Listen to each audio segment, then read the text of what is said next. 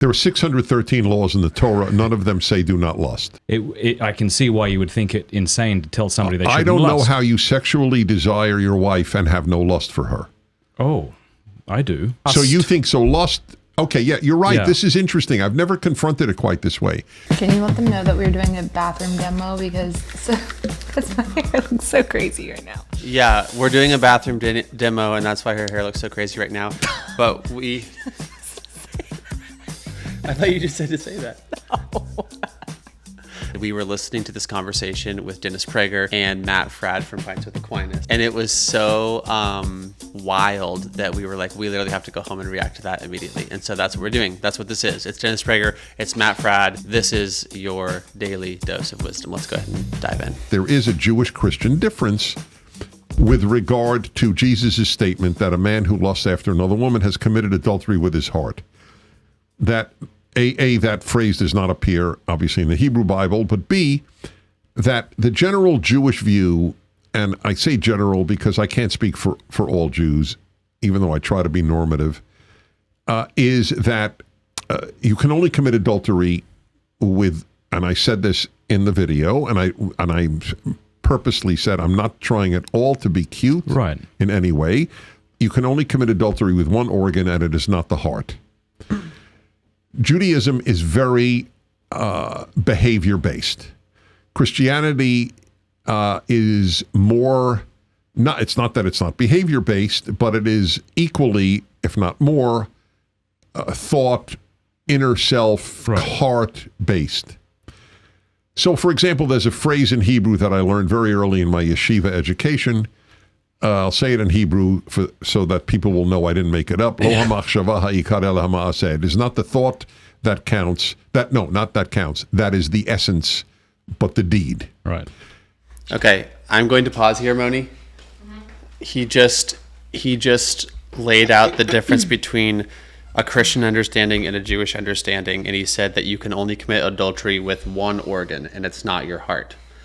And so in doing that, he's essentially saying Jesus was wrong when he said that adultery begins in the heart, that if you look at a woman with lust, it's that you're committing adultery.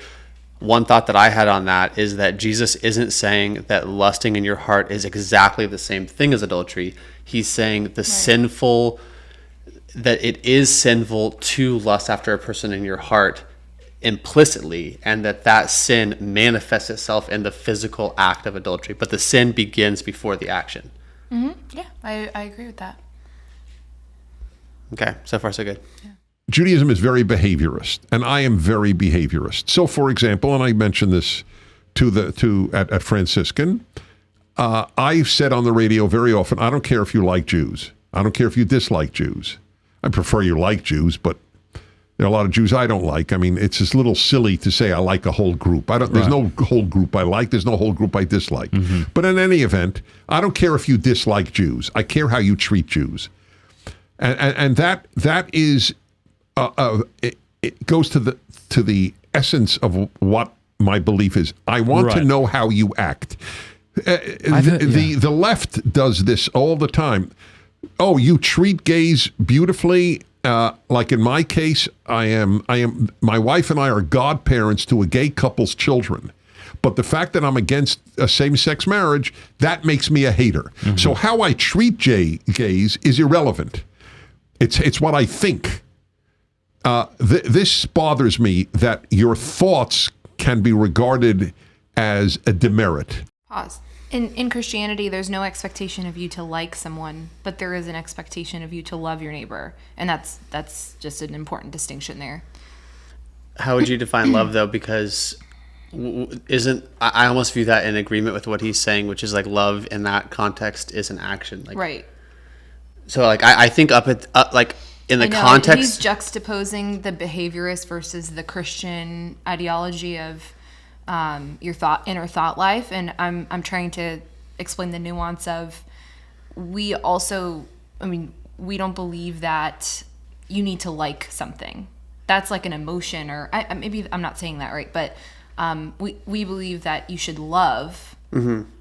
In terms of how you live out your life towards other people. Right. Yeah, so that's what I'm saying is in the context that he's currently talking about, that distinction, I actually think that I agree with him. Like, you should be like you should be judged based on your actions, like in terms of how you're viewed socially or whatever. Like, so if someone has a secret racist thought in their mind, I don't think that the government should go out and do thought control or whatever, like they talked about in 1984. But if you act racistly towards other people, if you actually discriminate towards other people, now you have a problem. But I think that is a different type of conversation than the one about lust. And I think that it comes to a head. Well, we should continue because it comes to a head later on when he starts talking about like pornography. But your thoughts wouldn't be uncharitable towards people with same-sex attraction. You would just think that the behavior is presumably sinful. So they would be wrong in their thinking of you as a homophobe. What bothers me the most is that we redefine marriage. Okay. When my Leviticus commentary comes out, that'll be the 5th of my 5-volume commentary on the Torah. I have already written 22,000 words on one verse, which of course I've never done for any other verse, about a man shall not lie with a man as with a woman. And so without even getting into that, the point I wanted to make was, for the left, what I think renders me awful, not what I do. So my treatment of gays is excellent, but the fact that I don't think marriage should be redefined is enough to make me a hater, bigot, homophobe, and all the other terms that they use. Anyway, back to us. Okay. Yeah. Let me interject here. Also, they wouldn't appreciate our stance, which is that the loving thing is to define marriage as a man and a woman. That is what is loving. At the end of the day, in the grand scheme of things, that is actually what is loving. Also, there's something really funny about that phrase. My treatment of gays is excellent. I don't know. My treatment. So Aristotle in the Nicomachean Ethics, right, has these 4 levels of the vicious to the virtuous man. The vicious man is the one who wants to do evil and does it. And he has the incontinent man, the continent man. But he says the virtuous man is the one who wants to do the good and does it. And so to me, I have children. If one of them held anti-Semitic views but treated you kindly, I would say, well, that's better than holding anti-Semitic views and being bad toward you. But I would think that's not where I would settle. That's fine. I respect that. And I also want to say that I think I agree with you that that obviously adultery and lust are different things. If they weren't different things, we wouldn't have 2 separate words for them. But right. Also, which comes somewhat of a revelation to my Christian friends, is there is no sin of this. There are 613 laws in the Torah. None of them say do not lust. You can't covet. Covet is a very different concept than lust. Covet means you want to take what belongs to another, and there's a very simple proof that it doesn't mean lust. Covet, you don't lust after a house or a donkey, one presumes, and yet you're not allowed to covet those either. But do you make a distinction between sexual desire and lust? Do you see a distinction? No, I don't. Okay, so therefore, if you don't see a distinction between those two things, I can see why you would think it insane to tell somebody they shouldn't I don't lust. know how you sexually desire your wife and have no lust for her. Oh, I do. Matt Fradd is doing such a good job at framing the conversation in a way that Prager can understand, I feel like. Like the example that he just used of talking about if someone has anti-Semitic thoughts in their head, wouldn't it be better that they don't, even if they don't have anti-Semitic behaviors? And he's like, yeah, I agree with you. Like, he's using really good analogies to try to help him see this problem. And then here he is able to identify that one of the key problems that Prager has is that he thinks that sexual desire and lust are the exact same thing. And I don't know if you have... He's going to explain the difference. Yeah, so let's let him do that. Okay. So I would think that's interesting. I would think that lust... So you think lust... Okay, yeah, you're right. Yeah. This is interesting. I've never confronted it quite this way. So lust reduces the subject to an object. It subordinates the dignity of the person to the good of a selfish pleasure. It's also a distorted sexual act. So it's an act which is contrary to human nature or to the end of... Pause.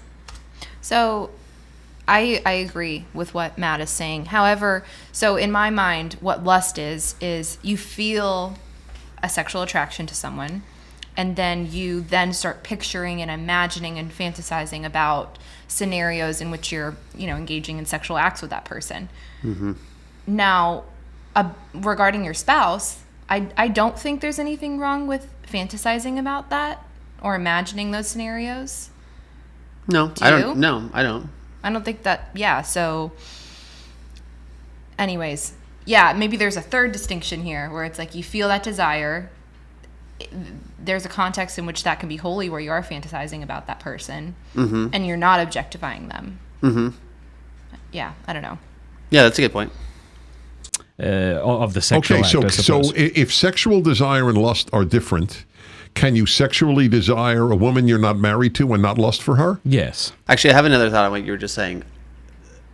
Maybe within that third category, it's like, I do think that there's a way to fantasize about your spouse that would not be moral, right? Like like certainly we could think about some version of a fantasy that is within the context of marriage that is immoral, right? Like to be incredibly graphic, like, oh, if I could only cut off her left arm. Yeah, like anything involving abuse or embarrassment or humiliation or something like that. Right. Anything that like doesn't include the component of relationship, of love, I would say, where like the person is being undignified in your mind or dehumanized in your mind.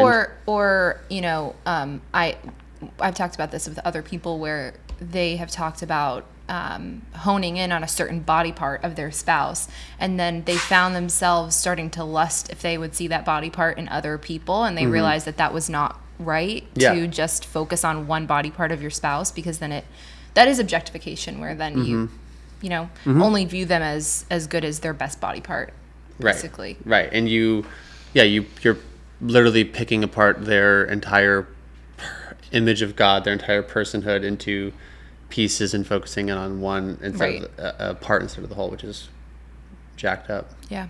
If sexual desire and lust are different, can you sexually desire a woman you're not married to and not lust for her? Yes. Oh, well, I would think so. Okay, I haven't heard that from a Christian because before. I suppose there were like 3 stages, if I would think of it. Like, if I board an airplane and I sit next to a beautiful woman and I'm attracted to her sexually, how could I not be? Okay, that's beyond my control. Now the next step more, could be, right? Now what do I do with that? Do I sit here and fantasize about what I could do with her sexually? Like, at that point, the will is engaged, and that is something within my control. Right. So I think it is important to make that distinction, and I think that might be part of what drives some Christians neurotic if they think, well, I'm sexual desire is a sin. Can't sexually desire anybody who isn't my wife. Well, I think not only Christians, but I think in some cases with Jews too, that it does drive people to be neurotic. I feel like this world needs more people being neurotic about this than less. Yeah. Yeah. If there were more people being neurotic about not sinning through lust, then I think we would live in a safer world. Yeah, exactly. Like, I'm not saying that that's an ideal to aspire to, but he's like, well, then you have the problem of people being neurotic. Right. Rather than just a culture full of utterly consumeristic humans, including in the category of sex. Right. Yeah.